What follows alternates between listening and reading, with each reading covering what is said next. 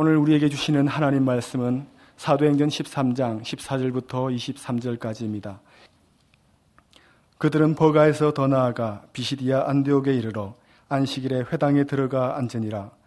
율법과 선지자의 글을 읽은 후에 회당장들이 사람을 보내어 물어 이르되 형제들아, 만일 백성을 권한 말이 있거든 말하라 하니 바울이 일어나 손짓하며 말하되 이스라엘 사람들과 및 하나님을 경외하는 사람들아 들으라.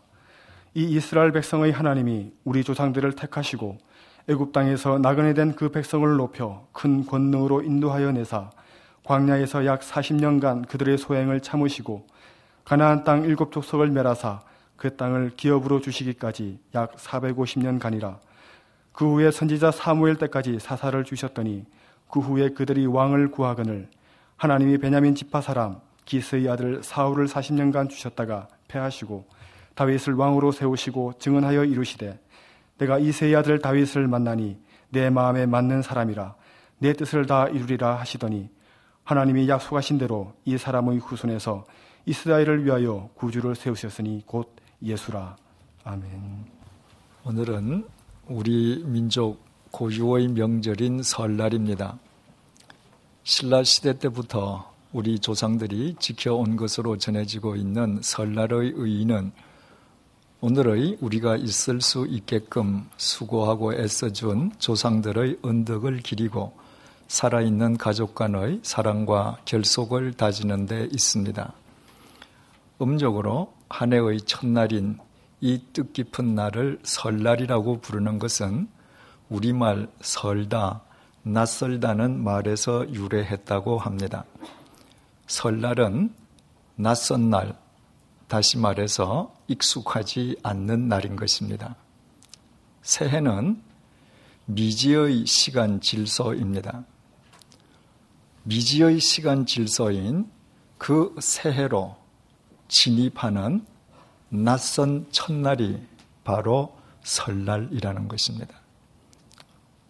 따라서 우리 조상들이 미지의 시간 속으로 들어가는 낯선 첫날을 설날이라고 부른 것은 그만큼 조심스러운 마음으로 한 해를 맞기 위함이었습니다. 우리 조상들이 설날을 삼갈 신자를 사용하여 신일 다시 말해서 삼가고 조심해야 하는 날이라고 불렀던 이유도 바로 여기에 있습니다. 미지의 낯선 시간 질서와 바르게 통합되기 위해서는 그 시간 속으로 진입하는 첫날부터 경거망동하지 않고 삼갈 것을 삼가하고 조심할 것을 조심해야 한다는 조심해야 하는 마음을 지녀야 한다는 생각을 갖고 있었기 때문입니다. 우리말에 시작이 반이라는 말이 있습니다. 어떤 마음, 어떤 자세로 어떻게 시작하느냐가 얼마나 중요한지를 강조하는 말입니다.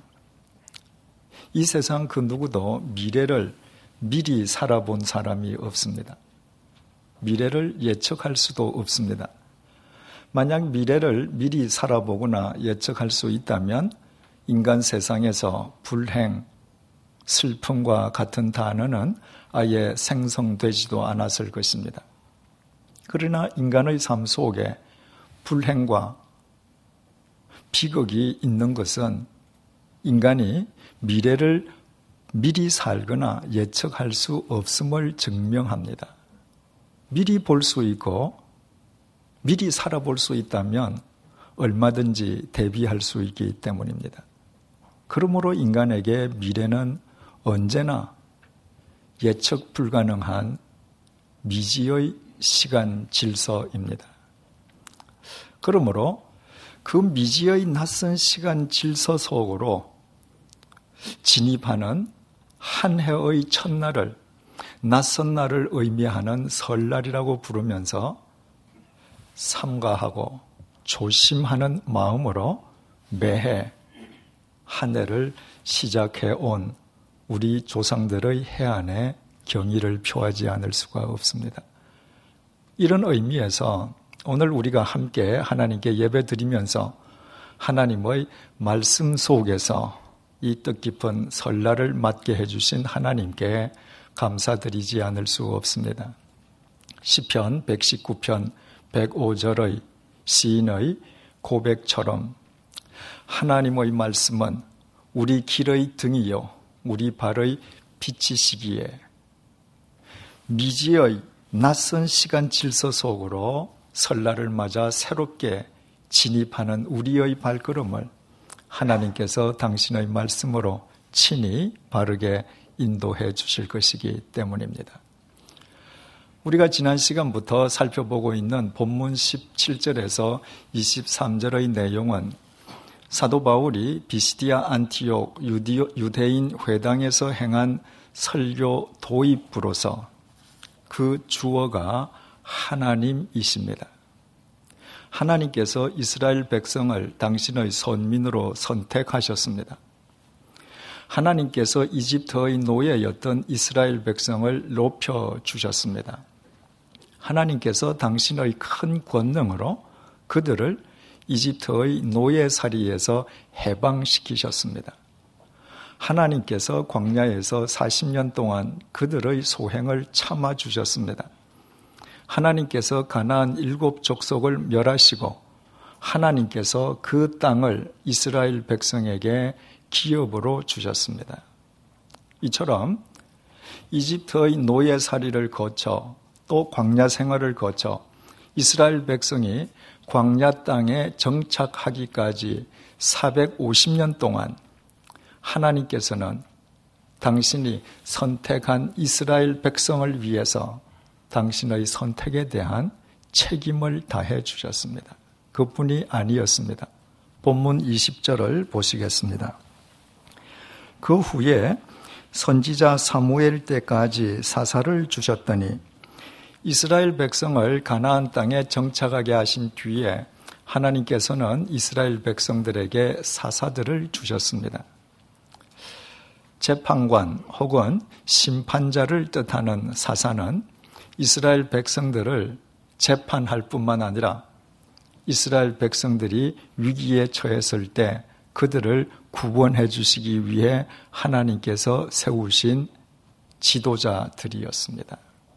그 사사시대가 350년 동안 지속되었고 마지막 사사는 사무엘 선지자였습니다.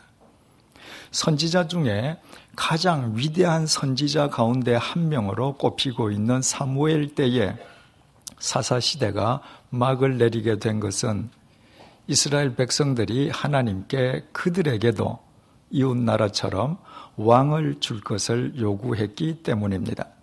본문 21절에서 22절 상반절을 보시겠습니다.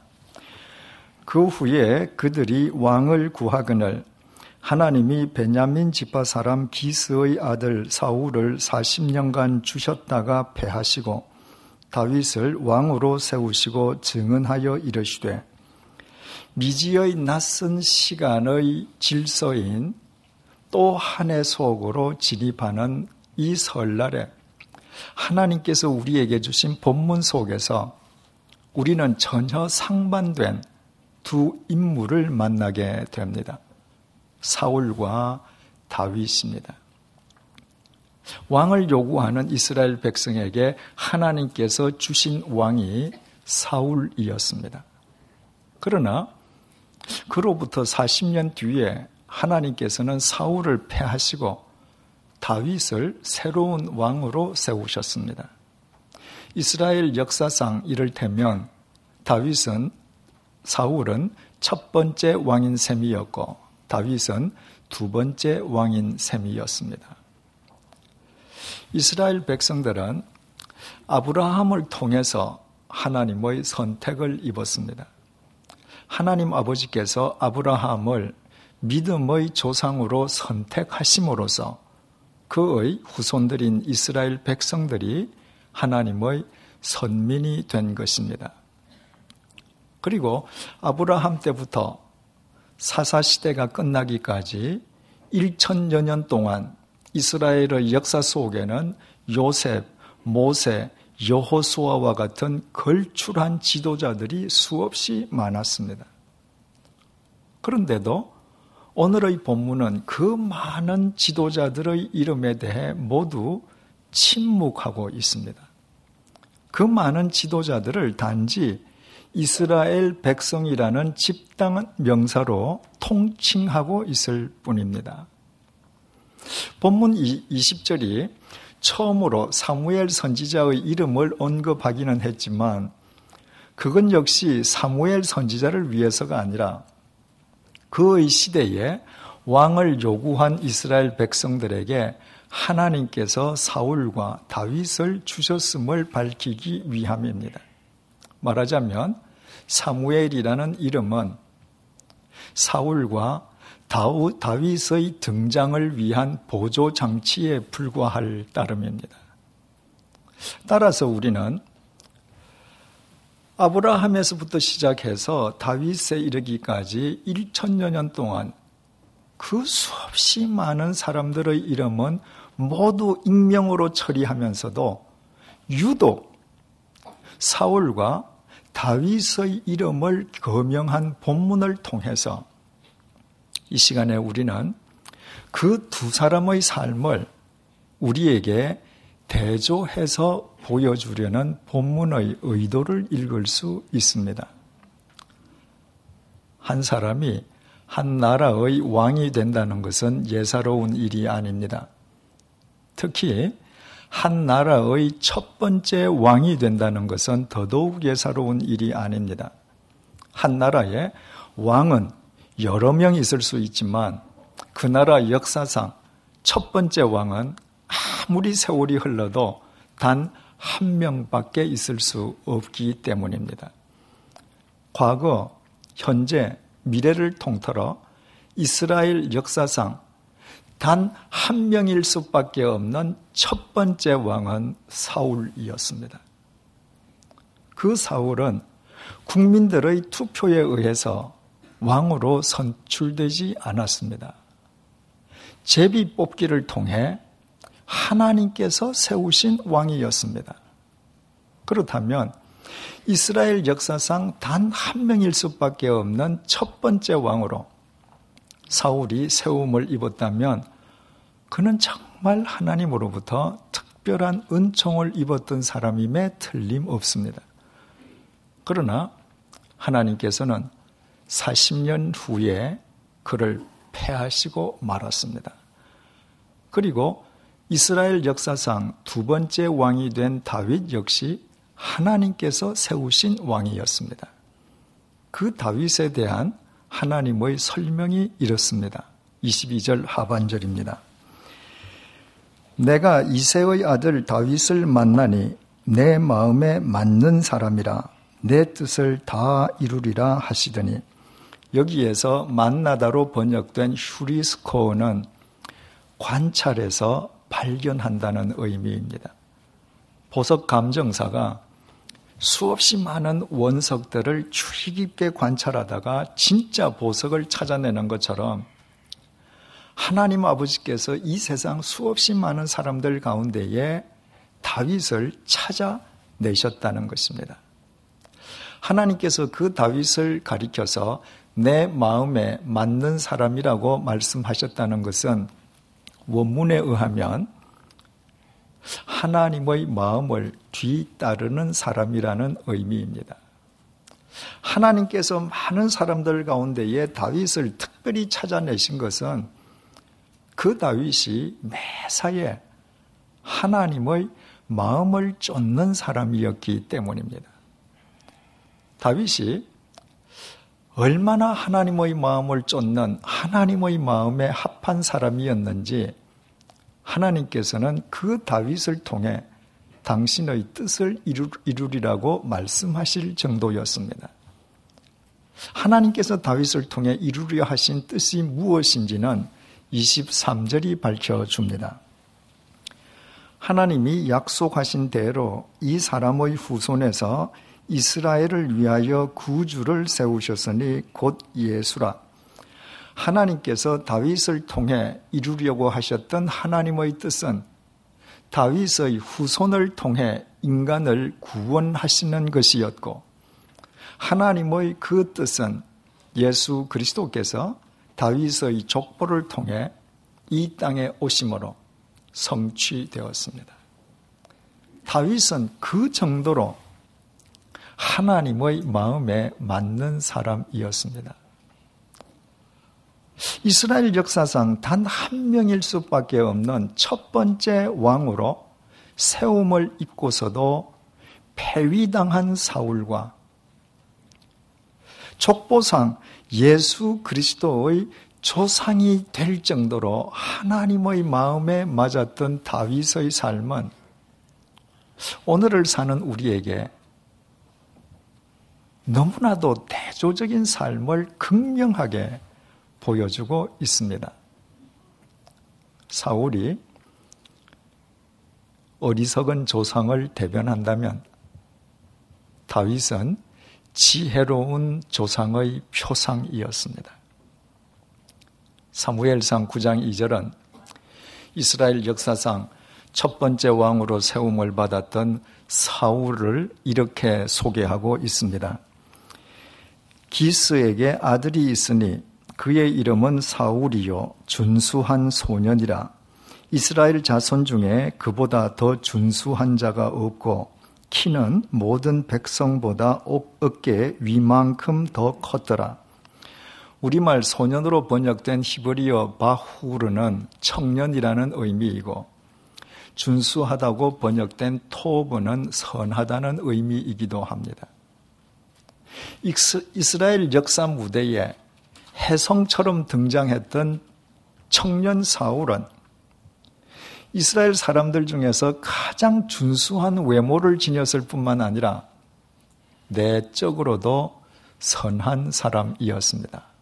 게다가 그의 키가 얼마나 큰지 이스라엘 사람 가운데에 사울과 견줄 사람은 단 한 사람도 없었습니다.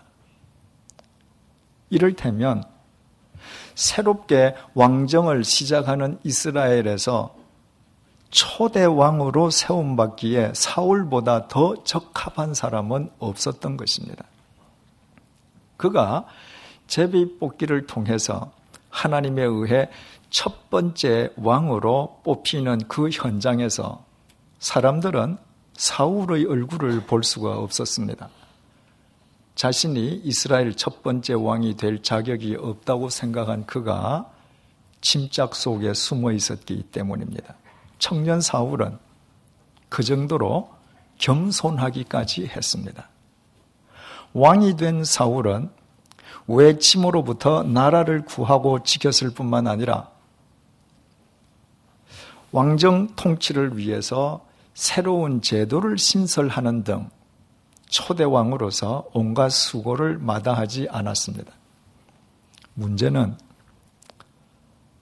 왕좌에 앉아 권력을 휘두르기 시작하면서 사람이 달라졌다는 것입니다. 그는 자신이 앉아있는 자기 왕좌와 자신이 휘두르는 자기 권력을 하나님보다 더 신봉했습니다. 그는 더 이상 겸손한 사울이 아니었습니다. 하나님께서 주신 왕좌와 권력을 하나님보다도 더 절대시하고 우상으로 섬기는 어리석은 인간으로 전락해버린 것입니다. 그 결과는 너무나도 끔찍했습니다. 말년의 사울 왕이 블레셋과의 전투에서 참패를 당했습니다. 그가 믿었던 그의 전 군대가 전멸당했습니다. 승리한 블레셋군은 세 아들들과 함께 패주하는 사울 왕을 집요하게 추격했습니다.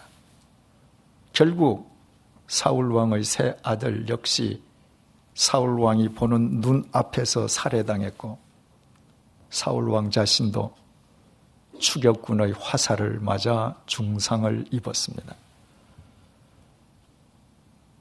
적군에게 생포될 절체절명의 위기를 맞은 것입니다. 한 나라의 왕이 적군의 산채로 포로로 잡힌다는 것보다 더 큰 수치는 없습니다.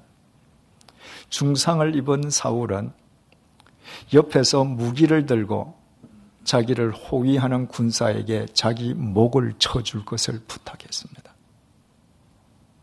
그러나 그 군사는 손에 무기를 들고 있으면서도 감히 두려워 왕의 목을 치지 못했습니다.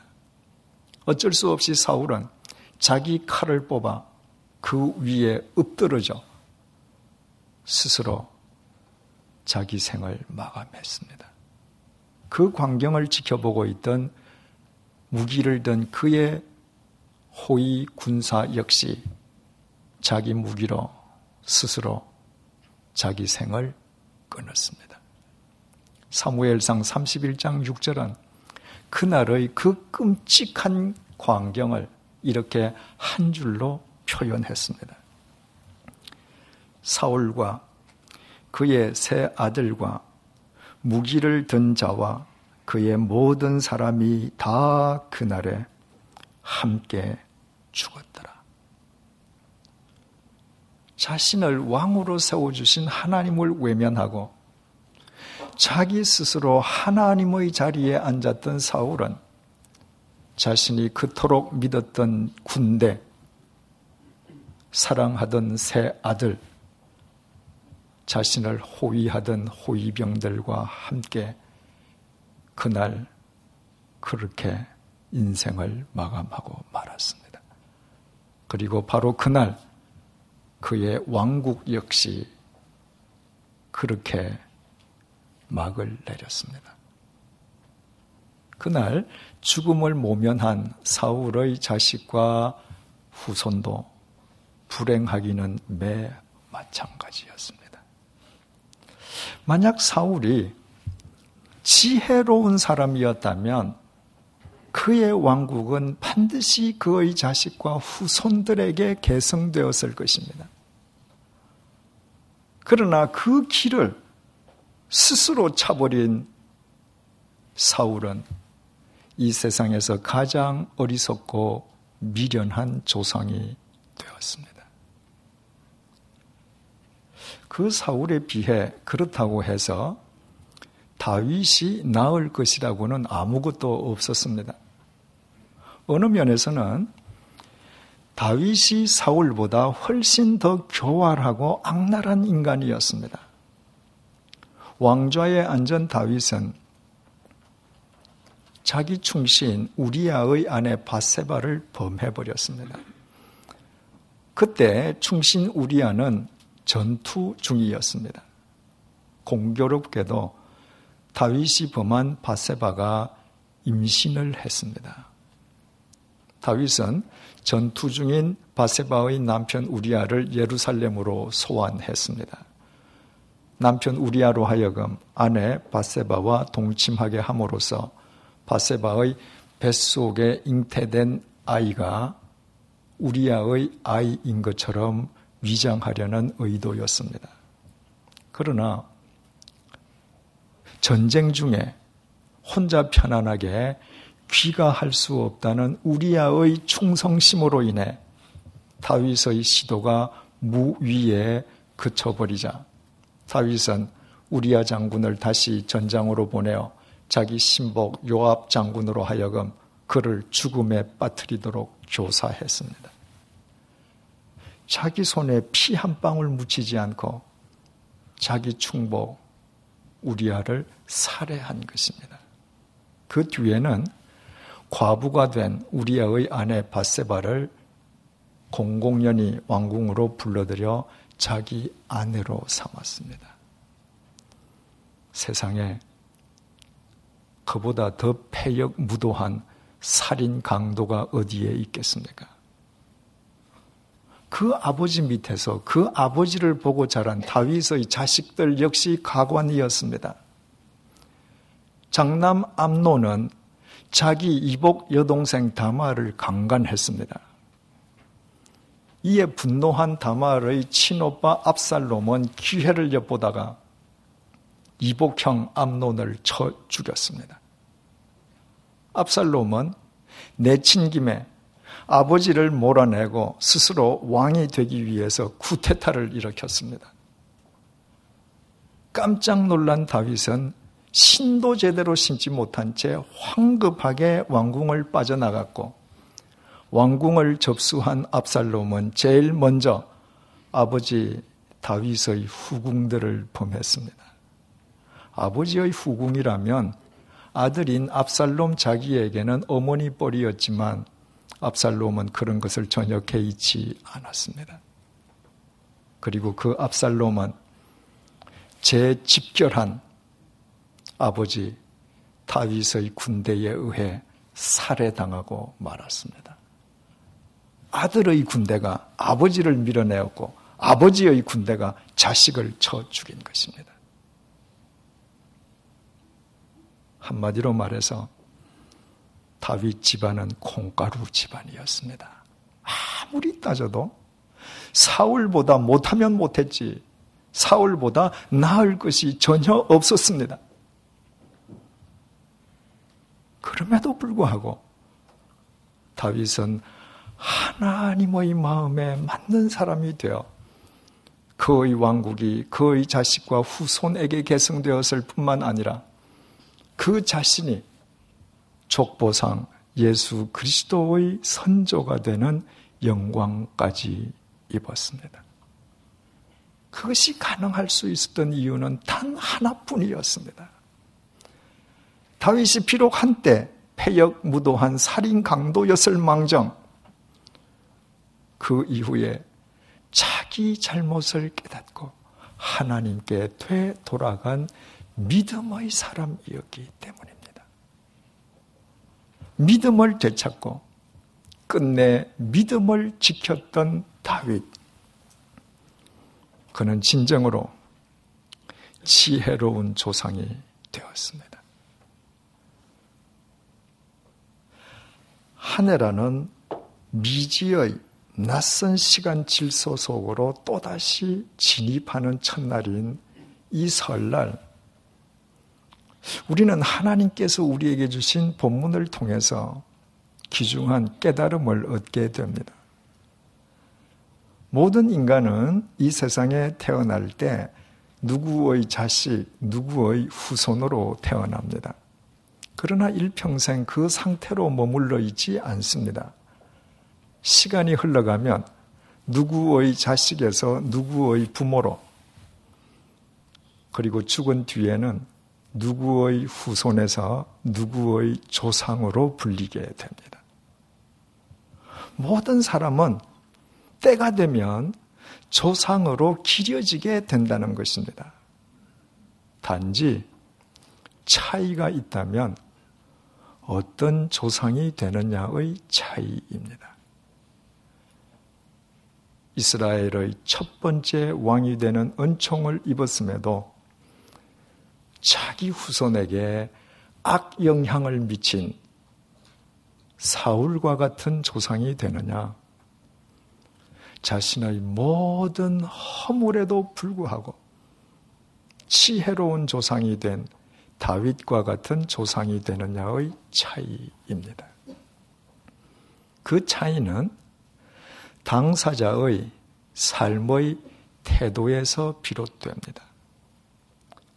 사울처럼 왕좌와 권력을 한 손에 장악하고 있다 할지라도 그가 하나님을 경외하지 않는다면 살아생전 이 땅에서 부귀영화를 누릴 수는 있을지 모르지만 절대로 자기 후손을 바로 세워주는 지혜로운 조상이 될 수는 없습니다.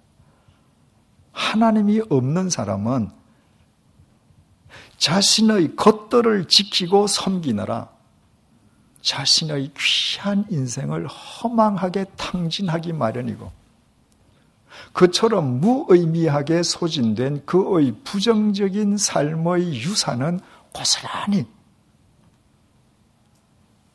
후손들의 몫이 되기 때문입니다. 그 반면에 설령 한때 다윗처럼 패역무도한 살인 강도의 삶을 살았다 할지라도 하나님께 되돌아가기만 하면 누구든지 하나님의 은총 속에서 자기 후손을 위해 진리의 이정표로 세움받는 지혜로운 조상이 될 수 있습니다. 한 인간의 인생과 가정을 바르게 세우시는 분은 인간이 아니라 하나님이시기 때문입니다. 생각해 보십시오.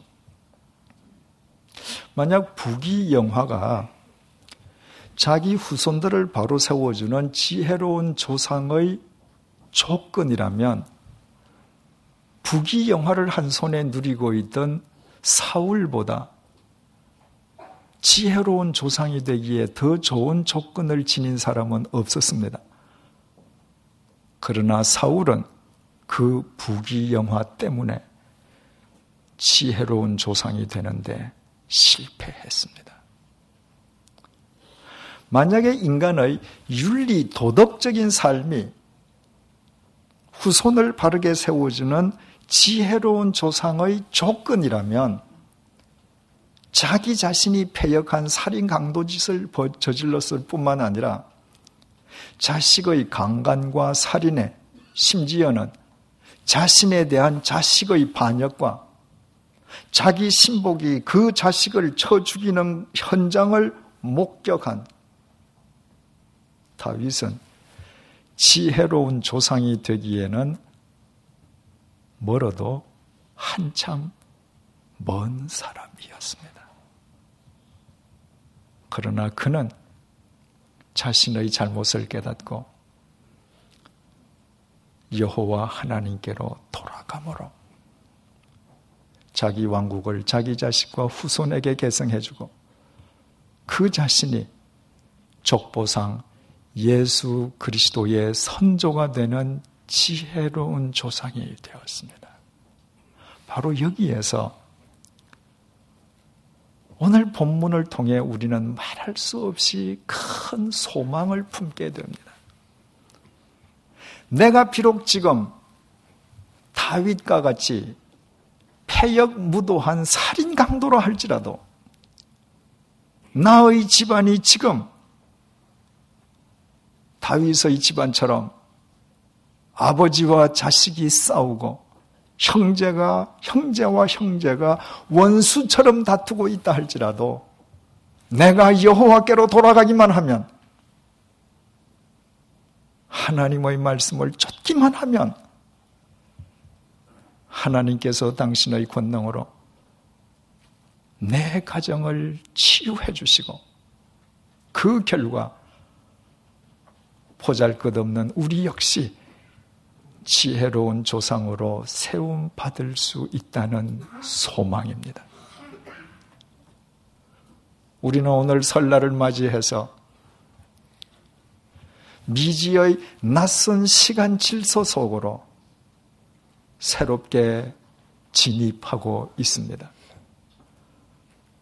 어떤 경우에도 하나님보다 하나님께서 주신 것을 더 신뢰하던 어리석은 사울이 되지 마십시다. 하나님의 말씀을 자기 인생 발길의 등이요 빛으로 삼는 지혜로운 다윗이 되십시다. 미지의 낯선 시간 질서 속으로 진입하는 이 설날에 하나님께서 우리에게 주신 이 본문을 통해 다윗과 사울의 삶을 극명하게 대조시켜 주신 하나님의 메시지를 잊지 마십시다. 먼 훗날 우리가 지혜로운 조상으로 기려지는 조건은 결코 세상의 것들이 아니라 하나님에 대한 우리의 믿음과 태도입니다. 한 인간의 인생과 가정을 세우시는 분도 패하시는 분도 오직 하나님 한 분이시기 때문입니다. 기도하시겠습니다. 질곡의 세월 속에서도 오늘의 우리가 있을 수 있게끔 온갖 수고와 헌신을 다한 조상들의 은덕을 기리는 민족의 명절 설날을 주신 하나님, 우리가 설날을 맞아 조상들의 은덕을 기리는 것으로 그치지 않고 언젠가는 우리 역시 우리의 후손들에 의해 조상으로 기려질 존재임을 깨닫게 해주신 하나님, 오늘 본문을 통해 사울과 다윗의 삶을 대조하여 보여주심으로 어떤 경우에도 어리석은 조상을 대변하는 사울이 아니라 지혜로운 조상의 표상인 다윗이 될 것을 촉구해 주신 하나님 아버지, 설령 우리가 부귀영화를 누리고 있다고 해도 부귀영화를 하나님보다 더 신봉하면 그 부귀영화로 인해 우리 자신과 후손의 삶을 동시에 망치는 어리석은 사울이 될 수밖에 없음을 잊지 않도록 도와주십시오. 이제 우리 모두 설날을 맞이하여 미지의 낯선 시간 질서 속으로 또다시 첫 발을 내디딥니다. 우리 인생과 가정의 유일한 건축자이신 하나님만 의지하는 믿음으로 첫 발을 내디딥니다. 우리 발걸음의 유일한 등이요 빛 되신 하나님의 말씀에 의지하여 첫 발을 내디딥니다. 현재 우리의 모습이 남의 아내를 빼앗고 그 여인의 남편을 살해하도록 교사한 다윗처럼 패역무도할지라도 하나님께서 당신의 말씀으로 우리의 삶을 치유하고 회복시켜 주실 것을 믿습니다. 비록 우리의 집안이 지금 다윗의 집안처럼 부모와 자식이 싸우고 형제와 형제가 원수처럼 다투는 콩가루 집안일망정 하나님께서 당신의 빛으로 우리의 가정을 진리 위에 재건해 주실 것도 믿습니다. 우리가 지금 새로이 진입하고 있는 이 낯선 시간 질서가 하나님의 말씀 안에서 친숙한 진리의 시간으로 엮어지도록 인도해 주십시오. 그리하여 우리 모두 먼 훗날 하나님의 마음에 맞는 지혜로운 조상들로 기려지게 도와주십시오. 우리 인생과 가정을 세우시는 분도 패하시는 분도 오직 하나님 한 분이심을 언제 어디서나 기억하며 살게 도와주십시오. 예수님 이름으로 기도드립니다. 아멘.